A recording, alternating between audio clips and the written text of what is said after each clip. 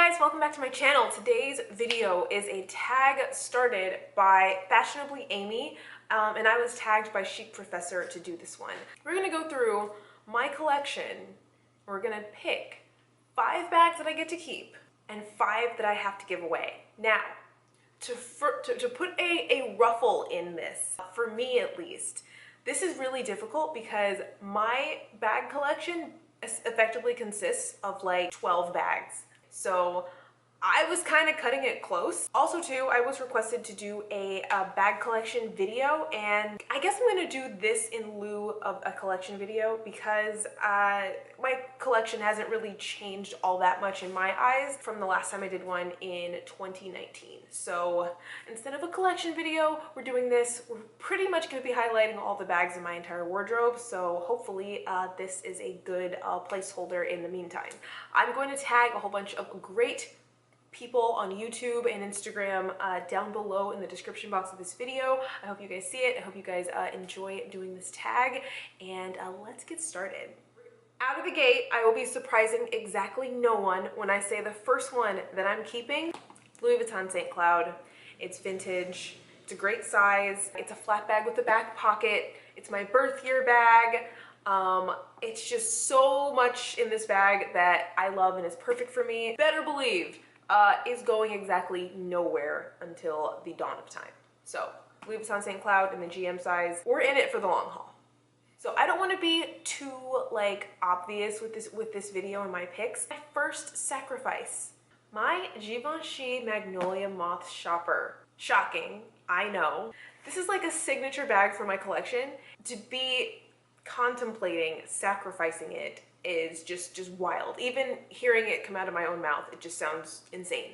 The reason I would is for a very specific reason. The other bag I've always wanted to add to my collection, and I've seen it pop up on the pre-love market for great prices over the years, that I just can't justify buying, is this bag in the baby's breath print. I don't know exactly if this breaks the rules, but I would sacrifice this bag to buy the same bag again in the baby's breath print. I love both prints, but I just really cannot reconcile having both of them in my wardrobe. Therefore, it means I would have to sacrifice one. I do still think I would miss this one, but as you can see, I hope I'm gonna have them side by side here. There are too similar for one person to own, or at least for me to own, in my opinion. So off this one goes. Only if I can replace it with the exact other one that I want. Otherwise, no. So next up in the keep pile, again, surprising to exactly no one. She's not going anywhere. Let's be very clear about that. This bag to me is just absolute perfection. I love the size, I love the color, I love that it's a skin. I just think it looked so like luxurious. And this is a bag that you look at it and like, you know it's something, but you're not sure what. And if you look really closely, there you see, I hope you can see that, the little GG on the clasp. It has a back pocket, it has a detachable strap, two-tone hardware. The size is perfect. It's water repellent. Just you name it, this bag is perfect for me. Never will she and I part. So for my next sacrifice, this was really difficult, and I take no pleasure at all in putting this on the sacrifice list. We have the Antigona Mini. I would hate the idea of actually having to sacrifice this bag, but if I had to, you know, now that I'm thinking about it, maybe I couldn't. I'm keeping it on the list, but just know that like, I would really hate to have to do that. Like, there were enough of these made that I feel like 5 years from now, I would be able to find one of this exact bag on the market somewhere. I know that it would come back into my life at some point. I love this bag, and I just love the capacity. I love the lines are simple. Again, water repellent, just simple, classic, easy, carries a lot, easy to wear. It's a keeper, but I would put it on the list because I feel like I could get it back again at a later time. So now back to the keeps. Gucci Dionysus in the medium size. I'll be very honest, I don't carry this bag a lot, but this was a holy grail bag for my collection. I wanted this bag for 2 years before I finally bought it. It took a while for me to actually pull the trigger on purchasing it. I decided to start small and tried to get the Wallet Unchained version of the Dionysus, just to have something from the collection because I liked it so much, and it just didn't ring the same. It just wasn't right. This is the one, and this is the one I should have gone for in the very beginning. I just love this. I just love the way that it looks. To be very honest, I don't carry it that much, but there is something really fulfilling in like wanting something really badly for a long time and then finally like knowing that it's yours. I guess that's one sentimental reason why I would keep it, but also too, just this is just an awesome bag. This is just a beautiful bag. Like everything about this bag to me is just yes. The neutral with the monogram, with the silver, with the size and the suede and the textures and everything. I just think that it's just so well done of a bag. I love this bag, and I always will. This is a disclaimer. I am totally cheating with this next pick. This is the Louis Vuitton Bloomsbury GM. I'm already intending on selling this, so I mean, this one gets sacrificed. This is not so hard of a decision for me. I do have a review of this bag to come. Overall, I just think that this one isn't doing for me what I need having done, and you know, especially for the purposes of this video, considering how small my actual collection is, I would have no qualms at all about getting rid of this in order to keep something in my collection that I really, really do love. It's not to say this isn't a great bag. Even if money weren't an obstacle, I think I would probably still sell this bag because I'm just not getting from it what I feel like I should have. And, you know, it's gonna go off to a great home, and I'm going to replace it with something else that I'm gonna love and cherish, just like all of the others that I've listed so far. My next pick was difficult, except it wasn't. And the Balenciaga La 10 in the marble, zip cartable, medium size. I'll be very honest with you guys. When I wear this bag, I feel like I'm the baddest bitch ever. I don't want to live my life without knowing that that feeling is at my disposal. So she stays. Next bag for our hypothetical chopping block is the Gucci Marmont. My Gucci Marmont clutch that I found at the outlet. Again, I would take absolutely no joy whatsoever in having to sacrifice this bag for any reason. It just looks about it to me. I think it's like understated, but it still gives me that wow feeling inside of here. But also, like, you know, the Marmont style was like a big thing a couple of years ago. It was everywhere. And while I feel like this is different enough to kind of like be you know, a little bit separate from all of that initial hype, like I probably would be able to dodge the feeling of being a shell of my former self if this bag were for some reason to leave my collection. That is not a particularly high bar. Also too, a note on this, I've always thought this, even though as much as I love this bag, like this bag is weird. This is a weird bag. Like this strap is really short. These tassels are weird. There's a card holder, like it zips open, for example, here like that. But if I open it up flat like this, I guess for some reason you're able to do that, which is weird. And what is happening? I don't know.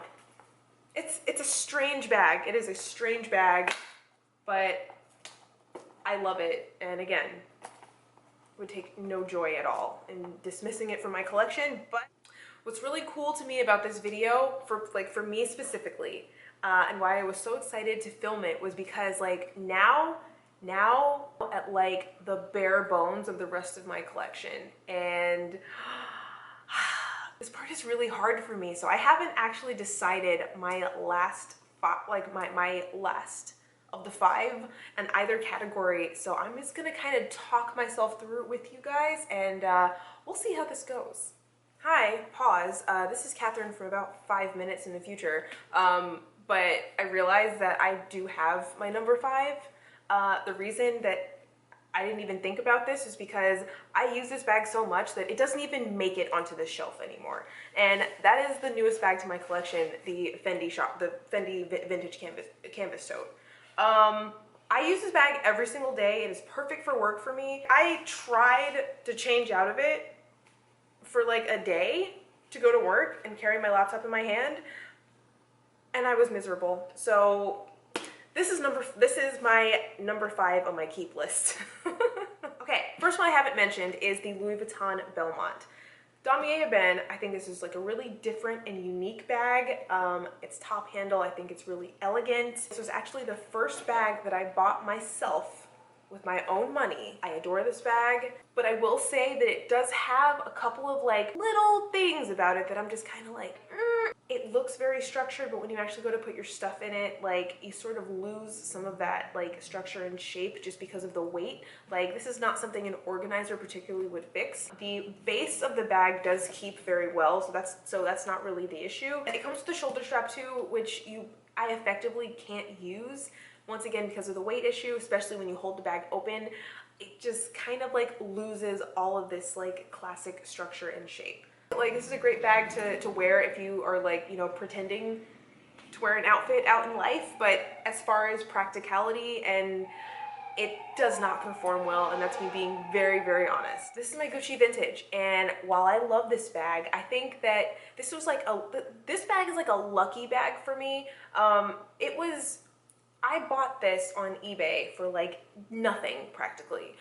After the Ophidia line was created, but before I knew that this exact bag was going to be recreated, like re-released, basically I felt like I looked and felt like I was wearing a current bag for like a fraction of the price. That's always a sentimental memory that I'm gonna have about this bag. And I also too really like that it has this outside pocket. The strap is really cool in that I never wear it like with it shortened like this, but it just has a snap right here where you can just lengthen it. I like the style, I like the monogram, I like the story behind it, I like that it's vintage. I love the pockets. I love that it has this cool front pocket. It's really easy for me to grab my phone.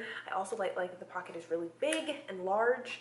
So the only thing that gets on my nerves about this bag a little teensy bit is that on the inside it has these dividers, and that really limits what you're able to put inside of here, and it makes it so that once you do start stuffing it, like it opens up like an accordion and like this.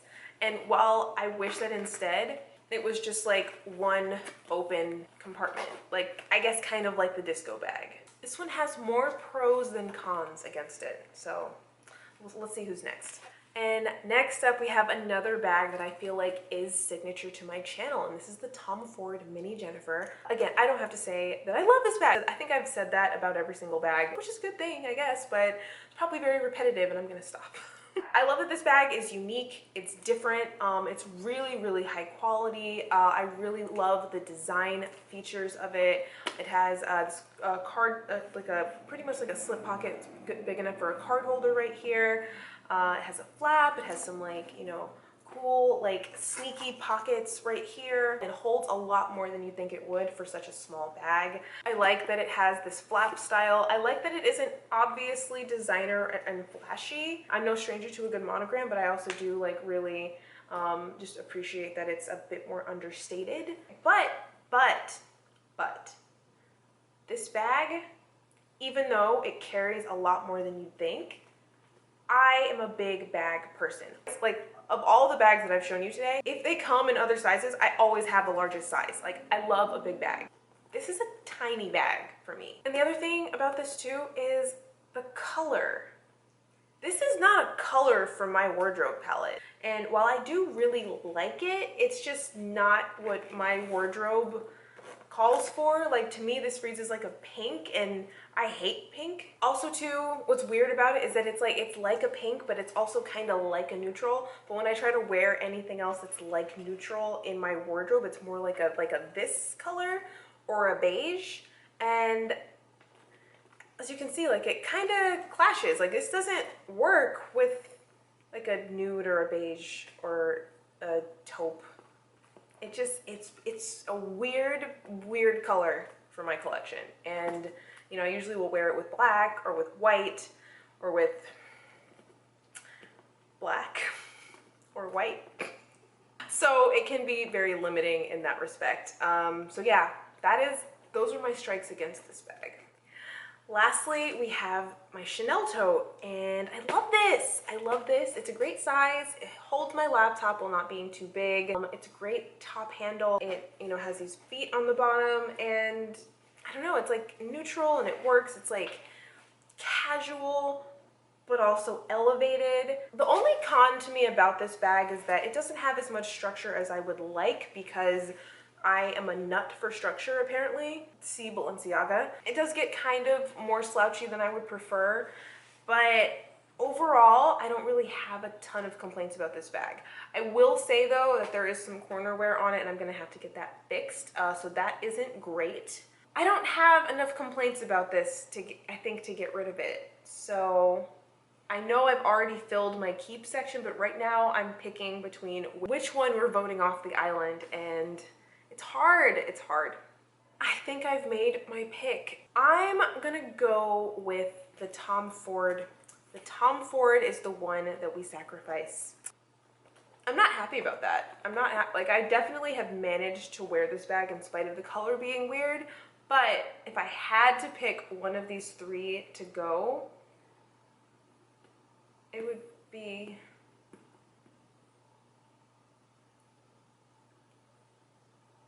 changed my mind. I'm telling you, I'm doing this in real time. I'm actually thinking this through on camera. Normally I prepare a list and I change my mind. It is the Belmont. It's beautiful, but ultimately the functionality is where it loses me. It is good for travel, but that's only if you are traveling with your carry-on and just literally can rest it on top of the carry-on. So as much as I love this, this is the one that voted off the island. I've forgot which metaphor I've been using throughout this video, but the Belmont is the one that goes, and that makes me sad. As a matter of fact, you know what? I'm gonna carry this bag tomorrow just to make both myself and it feel better about saying this about her.